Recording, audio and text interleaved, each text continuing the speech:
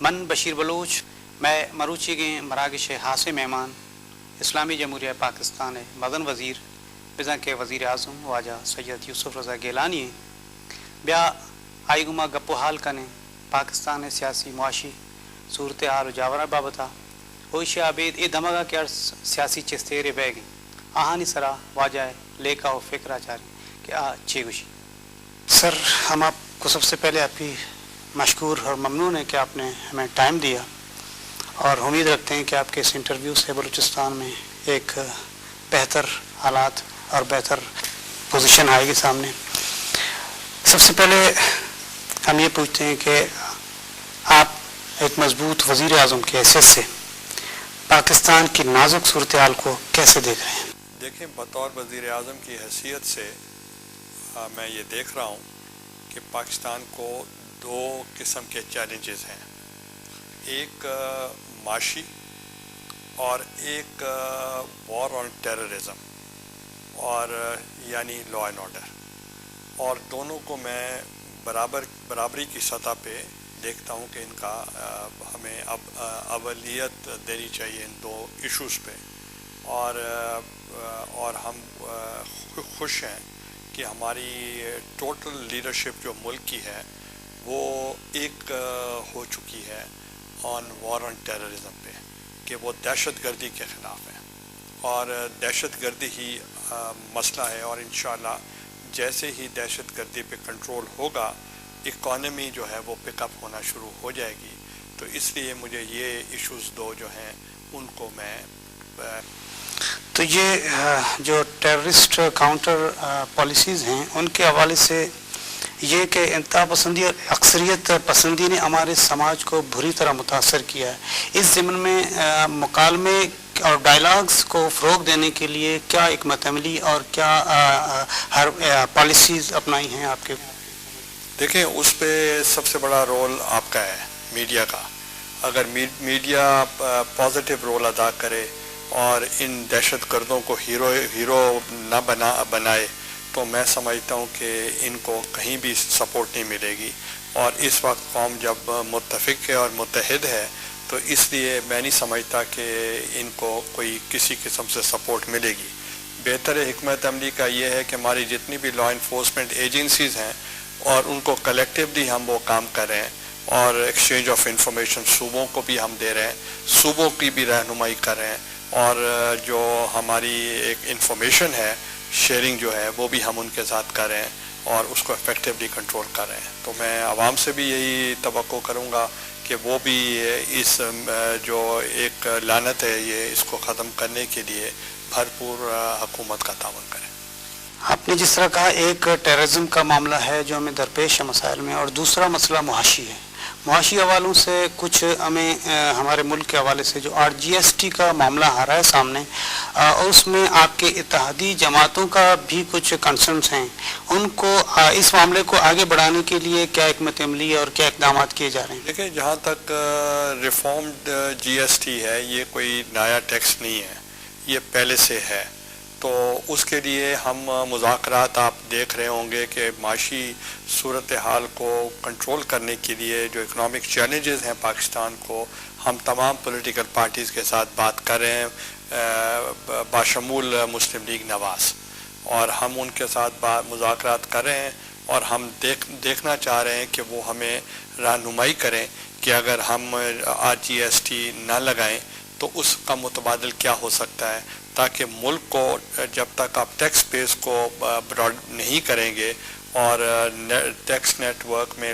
زیادہ لوگوں کو شامل نہیں کریں گے تو آپ کی معاشی صورتحال کو کنٹرول کرنا مشکل ہوگا. چونکہ پوری دنیا جو آپ کو اسسٹنس دے رہی ہے تو توقع کرتی ہے کہ اگر ہم اپنے ٹیکس پیئرز کا پیسہ آپ کے اوپر لگائیں تو آپ بھی اپنے ٹیکس بیس کو بڑھائیں. تو اس زمین میں ان پارٹیوں سے جو اتحادی بالخصوص پارٹیاں ہیں اور ملک کی دیگر جماعتیں، نون لیگ نے کنڈیشنز بھی کچھ رکھی ہیں، ان کے حوالے سے پیش رفت ہوئی ہے کسی حد تک؟ دیکھیں، ہماری جو یہ اکنامک چیلنجز ہیں تو وہ ایک سنگل پولیٹیکل پارٹی اس کو حل نہیں کر سکتی، نہ فیوچر میں کر سکتی ہے نہ پریزنٹ میں کر سکتی ہے. تو اس لیے جب تک تمام پولیٹیکل لیڈرشپ ساتھ جوڑ کے نہیں بیٹھے گی اور اس کے اوپر کام نہیں کریں گے تو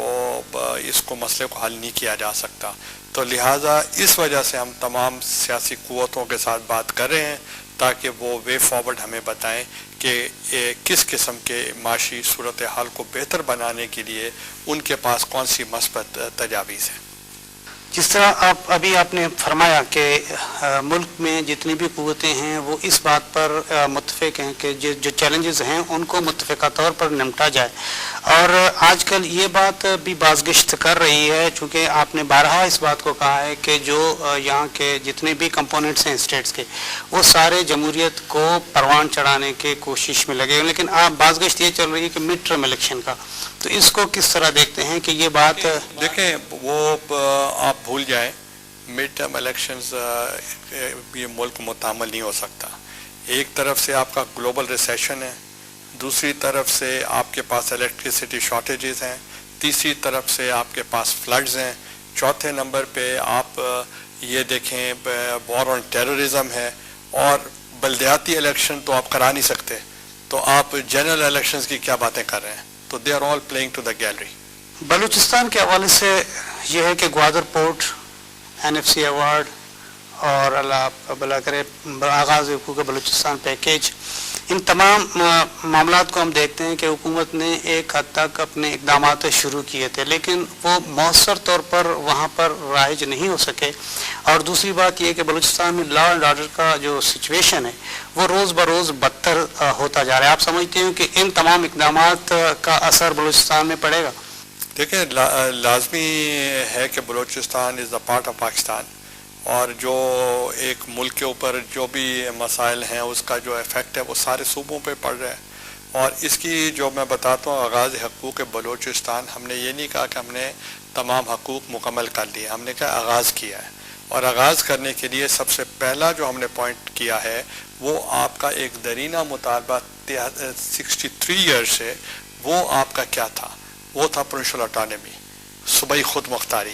تو کیا آئینی طور پر صوبائی خود مختاری میں ہم نے تبدیلی کی ہے یا نہیں کی؟ کوئی پریویس گورنمنٹ کی کوئی ایسی پوزیشن میں نہیں تھی کہ جو یہ کر سکے، اور یہ ان کا جو ایک بہت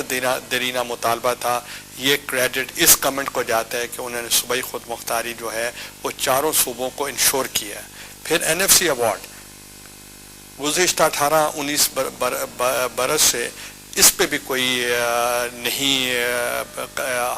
حل نکل سکا، اور یہ پہلی گورنمنٹ ہے جس نے کنسنسس NFC ایوارڈ دیا ہے جس پہ آپ کے وسائل کی جو تقسیم ہے اس کو ڈٹرمن کیا ہے، جو پہلے کبھی نہیں ہو سکی تھی. اور اس لیے آپ نے دیکھا ہوگا کہ میں NFC ایوارڈ کے دستخط کرنے کے لیے میں گوادر پہ آیا تھا. اور میں یہ بھی بتانا چاہ رہا ہوں کہ گوادر جو ہے یہ بہت امپورٹنٹ ہے پاکستان کی اکانومی کے لیے. اور میں جہاں بھی گیا ہوں، خواہ میں افغانستان گیا ہوں، میں چائنا گیا ہوں، میں یہ سینٹرل ایشین ریپبلک سے وہاں گیا ہوں، عمان گیا ہوں، ابھی کویت گیا ہوں، تو ان کی سب کی ریکوائرمنٹ ہے کہ گوادر کو پروموشن ہونی چاہیے. اور آپ نے دیکھا کہ میرے ہی دور میں ہم نے اس کو آپریشنل کیا، اور کوئی ویٹ کراپ اور فرٹیلائزر ہم نے تھرو گوادر ہم نے امپورٹ کرائی تاکہ وہاں لوگوں میں چہل پہل شروع ہو سکے. مگر میں نے ابھی دیکھا کہ ایکٹیویٹی کم ہوئی ہیں، تو ہم اور سوچ رہے ہیں کہ آپ کی پروڈکٹس جو ہیں وہ اس گوادر سے آنی چاہیے. اور گوادر کی پروموشن کے لیے 2-4 چیزیں بہت امپورٹنٹ ہیں. ایک تو یہ ہے کہ وہاں گوادر میں جو آپ کی کنیکٹیویٹی ہے گوادر ٹو رتو دیرو، اگر یہ سڑک جو ہے اس کو میں ٹاپ پرائرٹی دے رہا ہوں، یہ مکمل ہونی چاہیے. وہاں ایئرپورٹ مکمل ہونا چاہیے، وہاں گیس دینی چاہیے، وہاں پانی واٹر سپلائی نہیں ہے اس کو وہ ملنا چاہیے. اور اس کا انفراسٹرکچر جو ہے اس کی ڈیولپمنٹ کے لیے وہ میں نے تمام ممالک سے بات کی ہے کہ آپ یہاں انویسٹمنٹ کریں. میں نے فیری سروس کا بھی میں نے کہا ہے مسقط سے گوادر تک ہونی چاہیے تاکہ لوگوں کو جاب اپرچونیٹیز زیادہ ملیں، اور وہ آپ کے ہمسائے ملک ہیں. تو میرا خیال ہے کہ جتنے بھی ہم سکلڈ ورکرز ہوں گے ہم بھیجیں گے یہاں کے لوگوں کو کہ وہ وہاں جائیں. پہلے رضا ربانی صاحب نے جو آپ نے اسپیسیفک سوال کیا کہ یہ جو آپ کا آغاز حقوق بلوچستان کچھ کم پڑ گیا، اس پہ پروگریس جو ہے کمی ہوئی، تو اس کی ریزنز تھے کہ رضا ربانی صاحب پہلے اس کو لک آفٹر کر رہے تھے، جب انہوں نے ریزائن کیا تو یہ کام سلو ہو گیا، تو اب ہم نے آئی پی سی سی کا ان کو منسٹر بنایا ہے، دوبارہ انہیں حلف اٹھایا ہے، تو آج میں نے فیصلہ کیا ہے کہ یہ آغاز حقوق بلوچستان کا جو ایشو ہے میں دوبارہ ان کو اس کو دوں کہ وہ اس کے اوپر دوبارہ کام شروع کریں، اور کسی قسم کی جو کمی ہے وہ نہیں آنی چاہیے، اور I promise them for jobs, اور آپ نے دیکھا ہوگا کہ 5000 لوگوں کو ہم نے جابس ہم نے فراہم بھی کیے ہیں۔ منظر چارو کا مائد وزیر ایک گنڈی بریک ہے، بریک اپ از شمیت مساڑی میں